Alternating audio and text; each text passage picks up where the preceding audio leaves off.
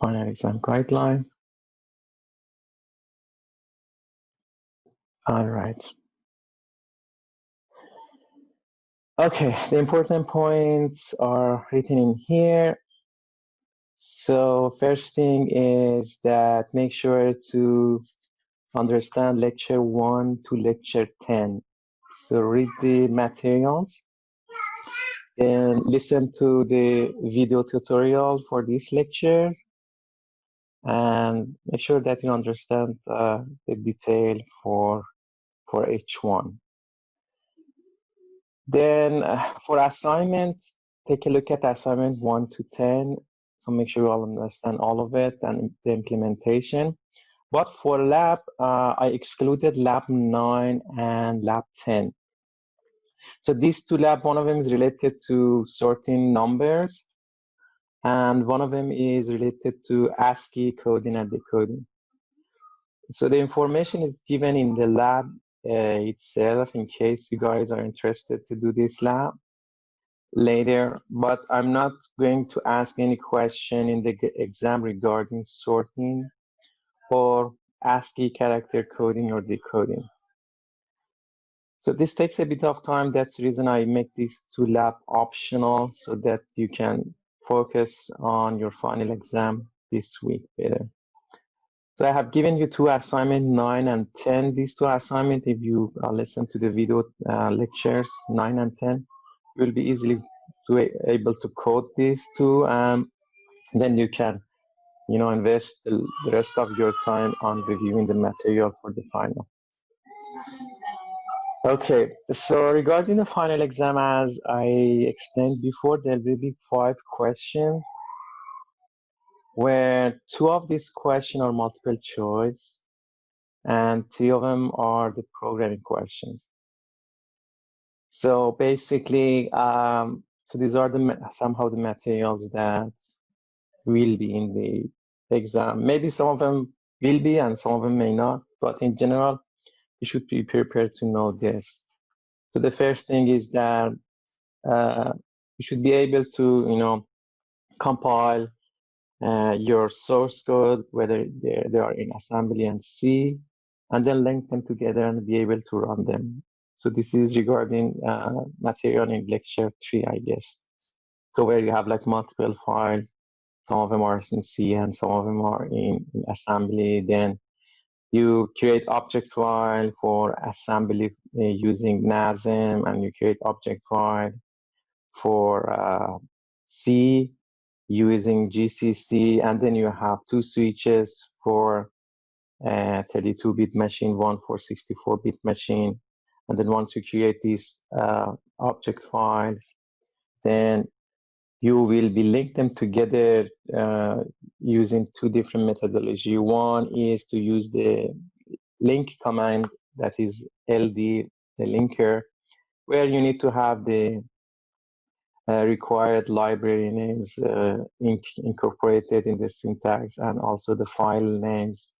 The other way, which is the easier way, is to use the GCC with the proper switch. So just make sure that you know this, how to link like this object file. So I have designed some question for your quizzes. So you have 3 quizzes. Some of the question, the quiz somehow related to this topic.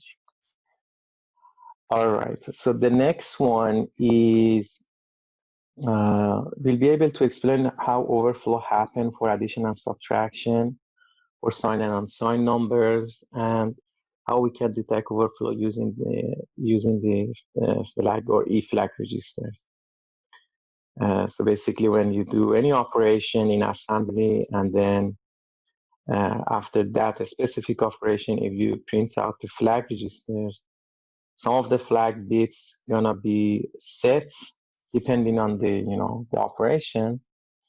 So that flag bits tells you what happened in that specific operation.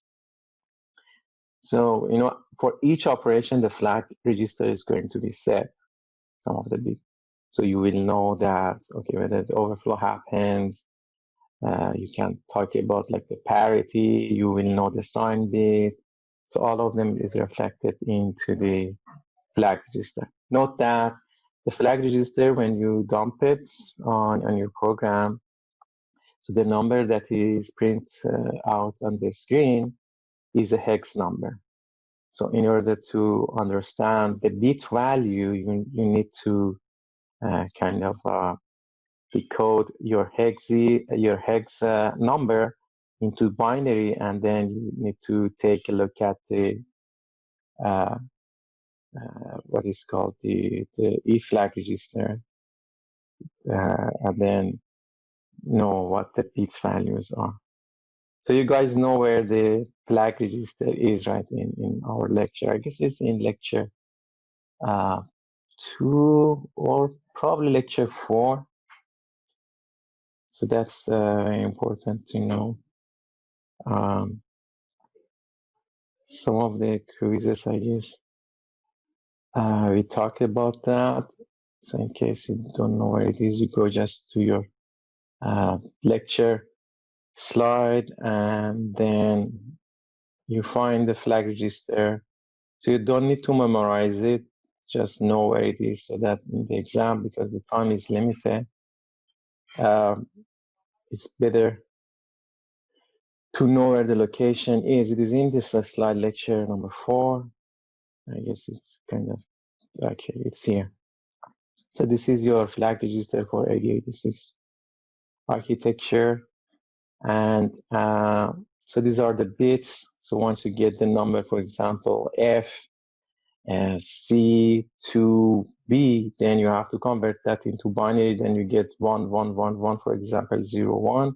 And then you would know what the flags value are. And from here, you can see the carry flag, parity flag. So you can decode it easily.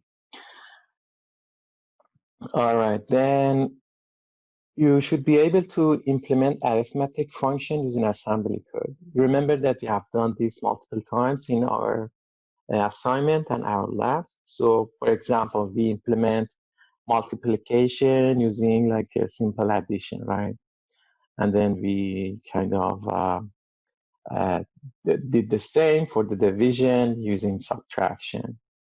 And we did for the some program for the power calculation, and also we had a combination of this in one of the assignments for the geometric series and arithmetic series.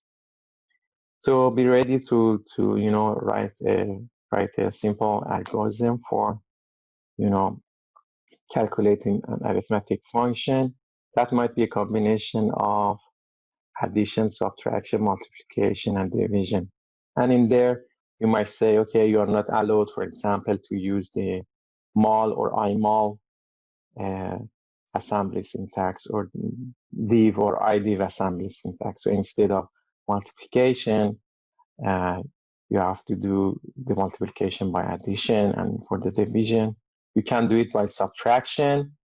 And we have some special cases where you can, for example, divide a specific number by 2 to the power, for example, n. So that division can happen by shifting right a number like n time.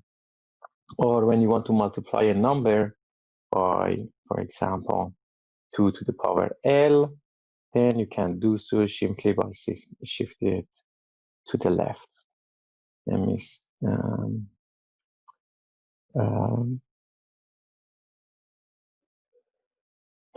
right.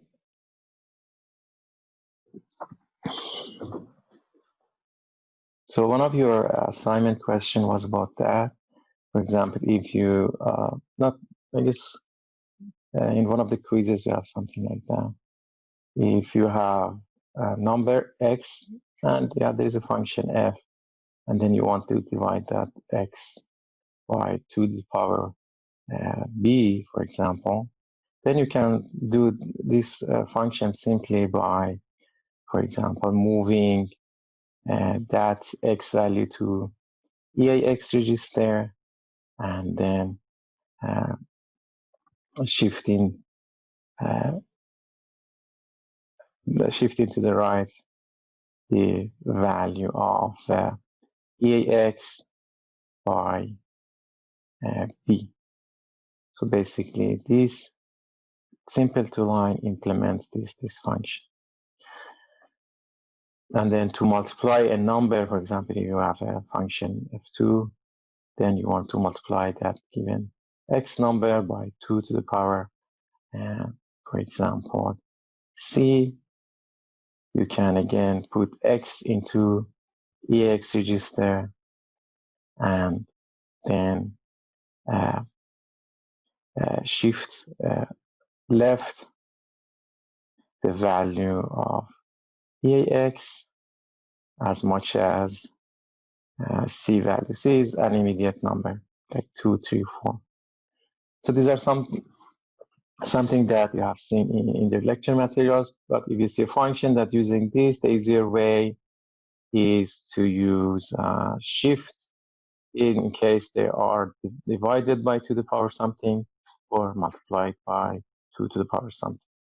So you know guys that you can do the division by some other format, I mean, using subtraction, right? So that requires a loop. So also you can implement that by calculating 2 to the power b and make it as a number, and then start subtracting that given number from x until you reach the value of the quotient is less than that given number. And also multiplication, you can do it with addition. We have some assignment and labs regarding those if you are interested to know the detail of those implementation. Just take a look at them. All right, so let's clear this up. So this is the arithmetic function that you guys should be able to do that. And the next one, yeah. So we explain this, we explain that. Okay, the next one that you would need to be aware of is you have used like 3 Unix system call in this course. One of them was related to print function. I explained this in one of the lecture videos for Hello World. So we have 2 techniques. One technique is that we just invoke a macro function from the textbook. So we have a print integer macro, we have read integer macro, we have print string macro, and then we have print L macro and print char macros, right? So to communicate with the standard input and output. So once we use like these macros, we don't need to know the details for the Linux system call for read and write. But if you want to implement our own print function or our own read function, we need to be aware of the Linux system call. Basically, for that, as explained in the video lecture for the Hello World, the first technique, you need to program register EAX, EBX, ECX, and register EDX. So register EDX has to be configured to 4, for example, for the print function to tell that this is a system write. And then register EBX tells you the device that is going to display that write. For example, the write operation can happen in the standard output, which is the monitor, right? So if you wanted to write it to monitor, you have to say 1. If you wanted to write it to files, the number is something else. So in this course, we didn't write anything into the file, and we are not going to talk about this in the exam. So if there is anything, might be related to the screen or the keyboard, the standard input and output. And then ECX has the address that these data are going to be taken from the memory. So they're going to be a memory location, right? When you are trying to take those characters from the memory, and there might be a label assigned to them. So for now, we call it L, where L is defined at your data section as something, right? So when you want to write something to the output, then your ECX is going to be assigned as a label L. So basically, a number is going to be pointing to the first location in the memory where the data is taken from to be put on the screen. And then the next one is the EDX, where EDX tells you the number of characters or byte that to be written to the screen. For example, if you say 16 byte and you say C, the system is going to go at the memory location C and start reading 16 character from it or 16 byte from it and put it on the screen. One thing to note is that when you want to do the system call, you have to give the system an interrupt AD. So it's gonna call the kernel, okay, I have programmed these registers, please come and execute this the system write for me.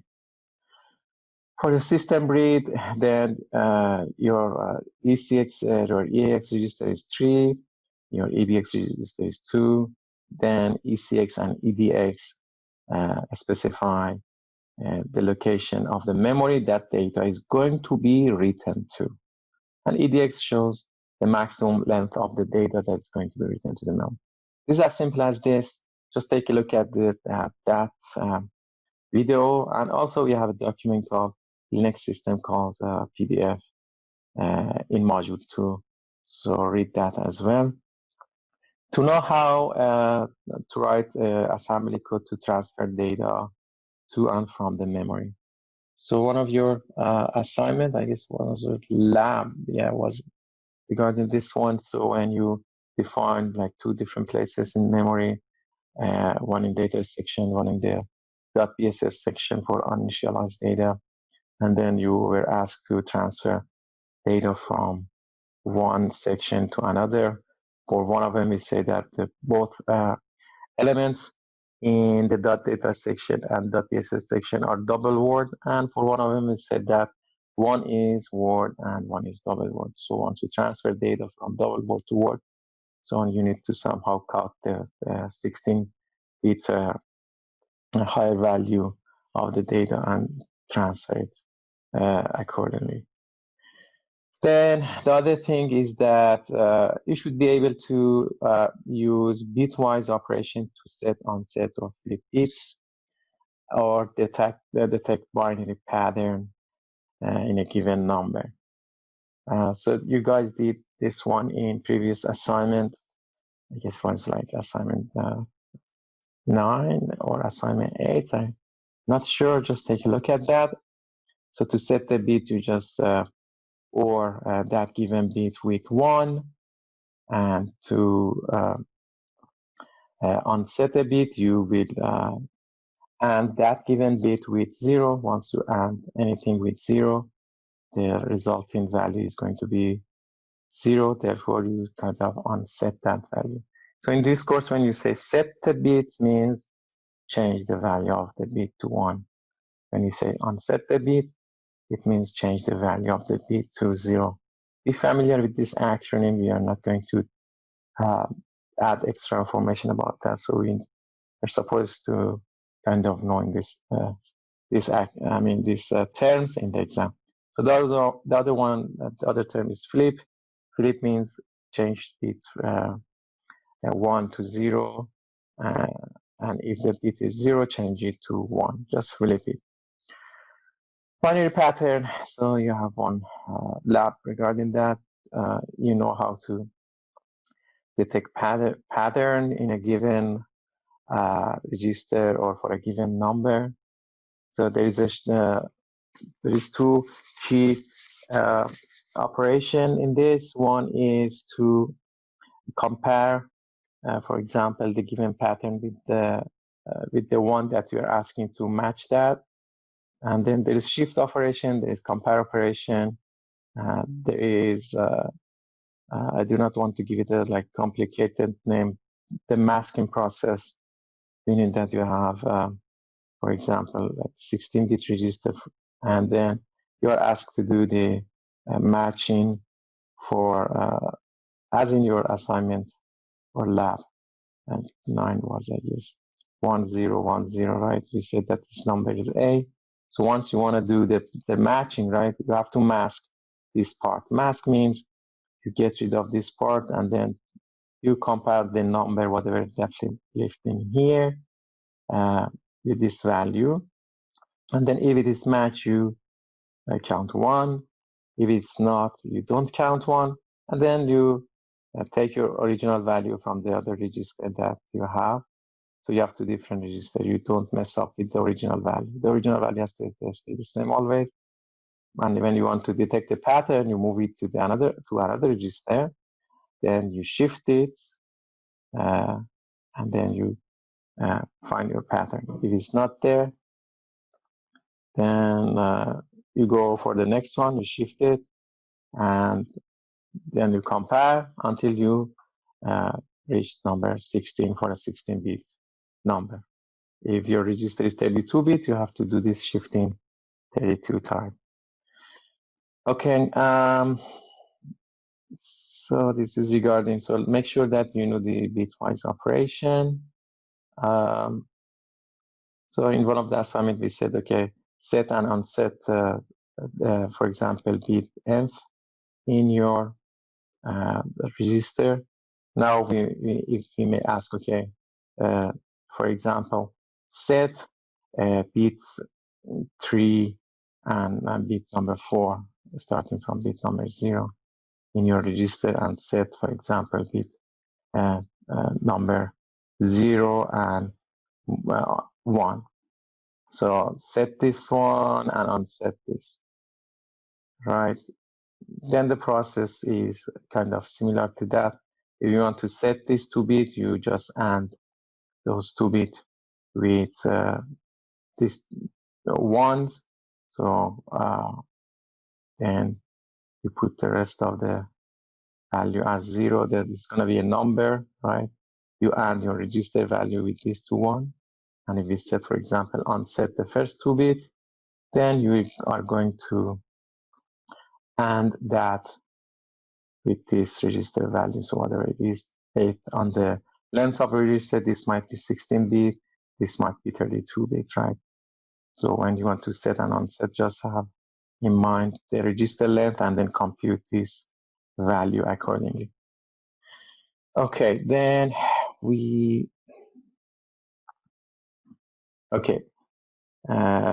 bitwise operation, and then know how to work with subprograms. Subprogram and functions are explained in video lecture 9 and 10. So we talk about stacks a lot. We talk about subprograms, passing arguments, using 2 different techniques, using registers and using a stack. So when you want to call a function, you just push your parameters before going to the function, and once you are within the function, then you can take the value from the stack and do your operation. And normally we pass the parameter to the main part of the code using the EX register, or we can pass it through a pointer within the function. These are excellent in lecture 9 and 10 video. So if you want to do the assignment and labs for lecture 9 and 10, labs are included for 9 and 10, so you don't need to think about that. You don't have enough time to understand those 2. So you can take a look at lab 9 and 10 after that. But assignment 8 and 9 and 10, please first read the material, listen to the video tutorial before going anywhere, searching anywhere, randomly, because you cannot find much information in the internet. Okay, not in the internet or not anywhere else. So first, listen to this video tutorial and see how we are doing it. Okay, let me see if my okay, now I'm switched onto the computer mic. Okay, so I see some of you just try to directly do the assignment and lab without taking a look at the video material and a slide. So it's possible. Yeah, I'm not saying that it's not possible without that, but you have to do a lot of searching. If listening to those videos and reading those material takes maybe 2 hours or 3 hours. Then you wanted to search those material and find the proper information. It might take you 8 hours. You might get frustrated, and then at the end of the day, you may give up doing the assignment. So my advice is please listen to this video tutorial. Okay, one thing else that I would like to mention is that we just go back to, all right. I would like to talk about a bit about the quizzes. So we have designed these quizzes. Please go and try these quizzes. This can take less than 1 hour mostly. But these are something that kind of simulate the real exam situation. So if you want to experience the exam time and exam environment, please go and take a look at these quizzes and try them, because we said that these quizzes are not going to be counted toward your final grade. So these are given as a practice to prepare you for those kind of situations when you're in the exam. When you are in the exam time, even though you know some of the material because of the timing pressure, you might not perform well. So one of the reasons that I have designed this is just to put you in that situation so that you get used to the environment. And the other thing is that you can test your knowledge. I don't take a look at the grading for this one, so don't worry if you get 0 out of 100. Just go through this and try your knowledge and see how you can. And if you are having issues regarding one of the topic, make sure to address this issue. So, for example, in here we talk about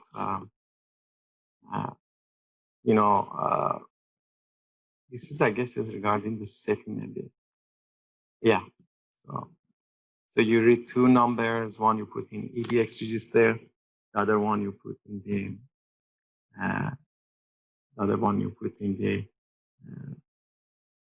CL. So you read the integer, it goes to EAX, then you have your AL. You put it in CL, and then you move value of 1 into EAX register, and then you start shifting EAX register as much as CL. Right? You put 1 in here, this is your EAX register, and then you are gonna be doing shift left EAX as much as CL. So it means that if CL is 2, you're going to have register EAX as this. It's going to be 0, 0, 1, and the rest of your bit is 0.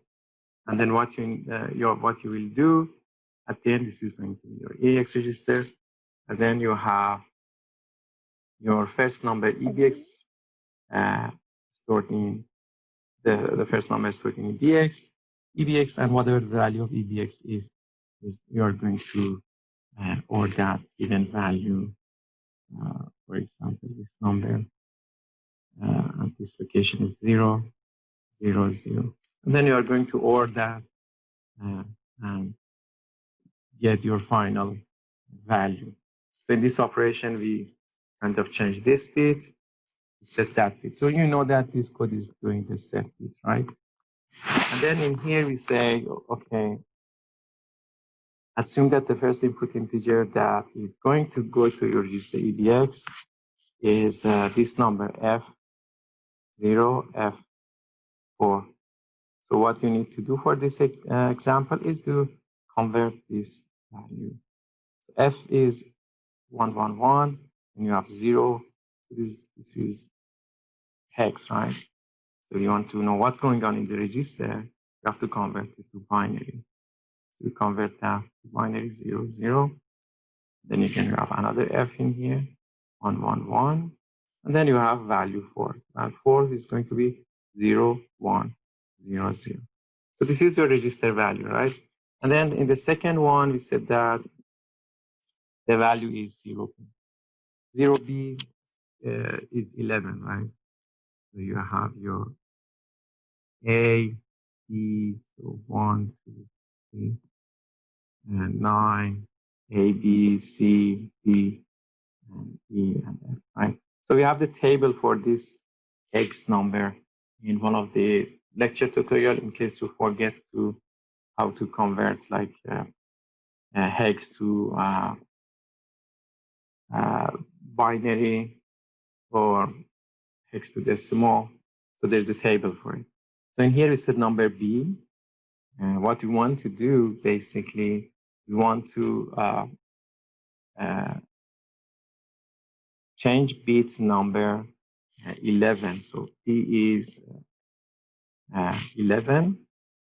Therefore, we want to shift, put EAX1 and shift it as much as 11. So when we shift it as much as 11, and then EAX, we are going to have an EAX value that all its value is 0, except its number 11. So starting from 0, then you have 0, 0, bit number 1, bit number 2, 3, 4, 5, 6, 7, 8, 9, 10, 11. Okay, so we have 11. Therefore, bit number 11 has to be 1. This. Okay, so bit. This has to be 1, and the rest of the bit is 0. So since you're going to set that bit, sorry, these are 0. You just OR these 2 bits twice. So you OR these 2, you OR these 2, you get 0, 0, 1, 0. It's gonna be 1, 1, 1, 1, 0, 0, 0. And this 1, 1, 0 is going to be 1, and then 0, sorry, 1, 0, 1, 0, 1, 1, and 1. Then you take this value, right? And then you convert them to, this is 4 bit, 4 bit. So you take each of these 4 bit and then you convert them to binary. They convert them to hex. And then you convert this hex number into decimal because the number that we are having as an as an answer are decimal. So in case you want to convert this in decimal, you can do it manually. But since I allow you guys to use internet in your exam, therefore, if you go, for example, in here, say, for example, 0xf decimal, you don't need to go to any website. You just go there.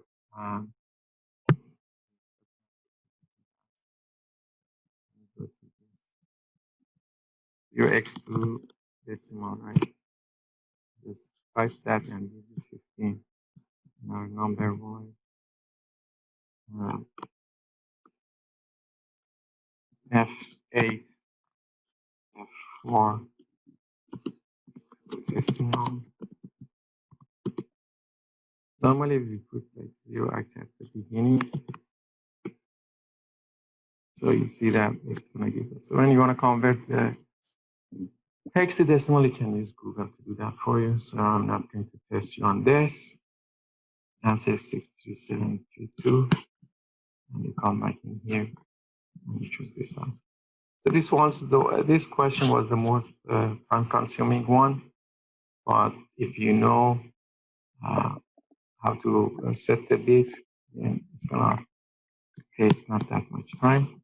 The question 2 in this exam was, what is the simplest way for the hardware to divide the content of EAX by 128? So you know that 128 is equal to 2 to the power 7. 128 2 to the power 7, right? At the beginning of this lecture, we said that if you have value of x and you want to divide it by 128, the easier way is to just shift right that even number by 7 times. So therefore, shifting ax to the right by 7 bits is going to do the work, and it's not gonna take that much time. Okay, so the next question was, you have these values, right? And we said, okay, what is the value of the different flags? Carry flag, sign flag, and overflow flag. So for this one, as I explained at the beginning, just convert that number into binary, and then you are going to match the bit with flag register given in lecture slide 2. So it tells you, for example, the carry flag is 1, and the rest of the bits what the value is. So just take a look at the mapping and pick a proper bit, for example. For this one, I guess all of them are 1. Check it again, I'm not sure about that. Okay. So what was the other question? So the last question was regarding the compiling the file. Question 4. So we said that we have 3 object files, and what we need to do is we want to link them together and create the binary file, right? So it is where the a.out is going to be produced for you. So once we have 2 ways of doing that. One is using the linker or the LD command with proper libraries that line, syntax that we did in lab number 2. The other way is to use GCC with the proper switch. And this one is for 32-bit machine. So therefore, GCC, this command is going to do the work for you. This is a 64-bit machine, and probably you will be using this one. Okay, that's it for this. So for your multiple choice question, you have also 2 more quizzes. So these quizzes are not only related to the multiple choice question. Some of those questions might be given in the final as a programming question. Just try them. There's no harm. It is something to make you prepare for the exam. Just use the opportunity and see how you do. And regarding your programming questions, so once you write your program, so you have 3 programming questions. Some of them you ask to write a complete program, so you start with, for example, section.data, section.bss, and then your main section text, which your main codes go. So for those programs that ask you to read something and do something and print something, write a complete program. Some of the questions I ask, okay, write a function only. You don't need to write all those like data section or BSS sections. Just write whatever is needed. Write your function, your processing, and return the value. And if you need to define something in the BSS part, just simply say section dot, for example, ESS, reserve double word 1, for example, and then A, for example. So if it is a function, my point is that don't spend time to write a complete program. Just write the function. But you're free to write the complete program if you have time. And one thing you should note is that please add comments in front of the key lines in your program so that I understand what you are doing using that line. Because different people implement different things using different methodology and take different strategy, and we don't always come up with the same solution for a given problem. There might be like 10 different solutions, and all of them right, but they can be implemented differently. The other point that I would like to mention is regarding the exam and the working group or partner. So the exam is individual. I kind of mentioned this in one of the discussion forum. And also at the beginning of your paper, it says that the exam is individual. Doing that with the help of a classmate or other expert, considered as cheating. And then it's going to have some academic penalty. Just make sure that if you have been working with your partner through lab and assignment, this was an opportunity for you guys that work together, learn from each other, and get a better grade. But for the exam, you need to be careful about that. Do not, share your answer, share your program, because writing a program is like having a signature. It is very, very easy for us to understand where two pieces of code are similar or not. You might say that, okay, so we are kind of like implementing an arithmetic function. It's going to be the same for all of us. It's not like that. It is like a fingerprint. All of us have like fingerprints. And if you look at the fingerprints, it look like the same with the eye, right? But when you take the detail of those, you will see that for these 7 billion people in the world, you cannot find any of those two that matches the like pink fingerprint. Program is like this. So if you put like 2% that they work together for a long time, and you ask them to write a program, the things that they come up with are different. You will know this when you get to the position, like in industry or some teaching position after some time. So please do not share, because it's easy for us to understand if this is a copy or like or not. So if 2% we find 2 or 3 like matching things, we're gonna be asking you guys 3. We do not like just blame one people. If there's some matching, the all parties is gonna be responsible. Just make sure that you are not sharing the code. Okay, the other thing that I want to point out, okay, it's the exam time, okay? The exam is going to start at 10 a.m. on Thursday, and it's going to be terminated at 12 p.m. So if you, for example, are working on your exam and you're 1 minute late and 12:01, then the system gonna be locked and doesn't let you submit your answer. So please make sure that you are doing that by this time. 11:59, make sure that you submit everything, okay? So because they have to also consider the speed of the internet. I may open the exam like a few minutes before. Okay, so for you guys to come in and set up your laptop, open the exam, and make sure that everything is connected. Maybe 10 minutes. Yeah, I will open it like 10 minutes before 10, so 9:50. I'll open it so you guys can log into your exam to read the question, make sure everything is fine, and then you have 2 hours to answer and make sure you submit your exam by that time. Otherwise, the system gonna give you grade of 0. Can't do anything about that. Okay, that's pretty much for me. If you guys have any question, please